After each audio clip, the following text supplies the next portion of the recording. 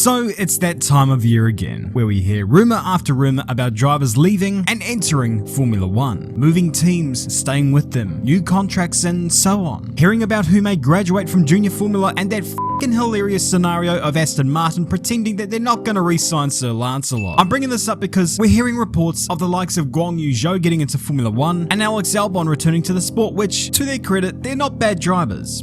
Albon more so than Zhou. But in the midst of all these names being thrown around, one name we have not heard is Oscar Piastri. And I have to ask, why the hell is he not in the frame for a Formula 1 seat?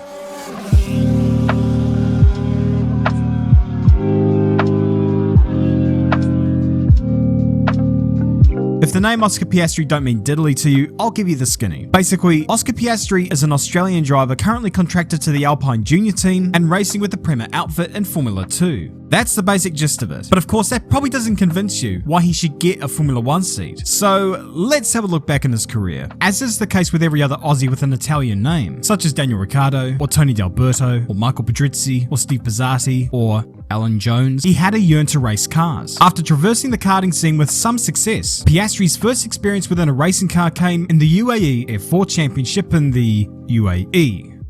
I mean, obviously. He was signed with Dragon F4 and kinda languished in the middle of nothingness, the best of the rest, but not at the pace of the motorpark entries by Jonathan Aberdeen and Logan Sargent. But it was a partial campaign in a winter series which would serve as a precursor heading into the regular season, which for him comprised of a full-time British F4 campaign. I definitely could have scripted that part better. Yeah, these scripts get bugger all revisions, and thus tend to shit harder than Mechachrome engines. Entering that season with Arden, alongside the likes of Alex Quinn and Ayrton Simmons, Piastri took 6 victories that year to help propel him to 2nd overall in the standings, behind Jamie Caroline, but ahead of everyone else, because that's how the math works on this one. Although his speed that year wasn't totally outstanding, he displayed a level of consistency that one can only dream of. I mean, to put it in perspective, he scored points in the first 20 races that year, before having an absolute near at Rockingham which killed that streak. Nonetheless, vice champion your first full season of racing? It's not bad at all. And that trait of consistency would pay dividends later in his career. Staying with Arden for 2018, Piastri made the move to the Formula Renault Eurocup. Unfortunately for Piastri, the team never looked in the same league as some of the others on the grid. The good news, however, is he still made good in what he had, nabbing 3 podiums, finishing P8 overall, which to a fair amount of people don't sound too flash, but this is motorsport. If you think that spec series are truly equal, you're in for a big surprise. Only ever compare against their teammates, and even then, sometimes it gets a little sketchy. Putting that agenda aside, however, it was evident that a move to a better team was almost certainly needed going into the next season. That's if he were to remain in the series. And he did, and moving over to the defending champion outfit, Piastri would have a lot to prove that year, especially with Carl Collette and Alex Smolia as his teammates. And those guys, despite their somewhat mercurial tendency toward other cars, were good at turning wheels. His main rival that year, however, would be Victor Martins, the Renault Sport Academy driver who had big raps heading into the season. For a while, it was neck and neck between them, although a late season surge by Martins threatened to put Piastri on his ass. Eventually, however, Piastri would hold on to win the title by 7.5 points over Martins and put himself into the Junior Formula spotlight. Funnily enough, it would be the Renault Sport Academy that would show interest, with them signing him up for their program from the 2020 season onwards. It seems a strange academy to sign up with given their history of not really promoting their juniors to Formula 1, but apparently this gig was a free ride. I mean, I suppose it's better than forking out your own money to be in either Red Bull or Ferrari. I mean, I don't know. With the new backing came a new championship. Where else to from here but Formula 3? Piastri would sign up with the formidable Prema outfit, and the immediate reaction to the signing was, well, he's pretty much already the champion then. What Prema tax does to a motherfucker.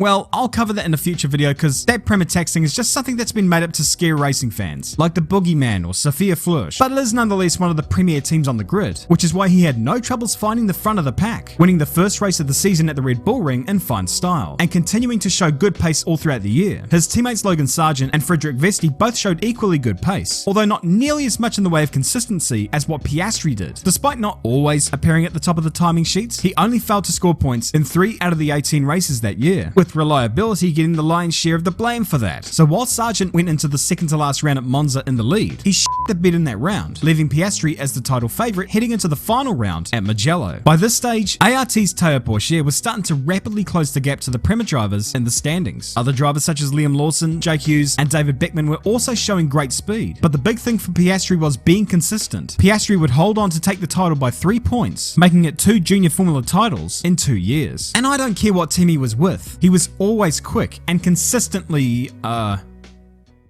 consistent. And Renault duly awarded these consistent efforts with a run in a Formula 1 car at the Young Drivers Test in Bahrain later that year. Overall, it was all pretty good, and the logical progression from here is onto Formula 2. He'd do that, once again staying with Prema. But I mean, in a car which is notoriously nasty for some rookies, along with an abundance of other things that he'd have to get accustomed to, and with Bobby Schwartzy as his teammate, there wasn't a hell of a lot of expectations surrounding him. I mean, realistically, staying in the top 5 would have been respectable, but heading into this weekend's race at Monza, he's leading the championship over teammate Bobby and fellow Alpine junior Guanyu Zhou. And yet despite this, the only one of these three that is currently in the frame for a Grand Prix seat in 2022 is Zhou. Now, I got nothing against Zhou, but seriously? Him over Piastri? Now, I know it stems down to a lack of opportunity within the Alpine team who have a stacked deck in their driver lineup, and a lack of money relative to Zhou, who is understood to be willing to spend up to 30 million euros next year for Alfa Romeo to be in Formula 1. Money is the bane of the sport's existence, now more so than ever. And I mean, hey, I think most of us have accepted that, but the fact that Piastri is not even in discussion about getting into Formula 1 is farcical. Some would say that his overall pace is perhaps not the greatest we've ever seen out there, and hey look, I totally get that. But the thing is, he's actually won championships. However he's come to do it, that should account for something. I mean, it's wishful thinking, but here's hoping the switch flips and this guy actually gets his shot at the big time, so that he gets his chance to race on the streets of Melbourne in front of his home crowd.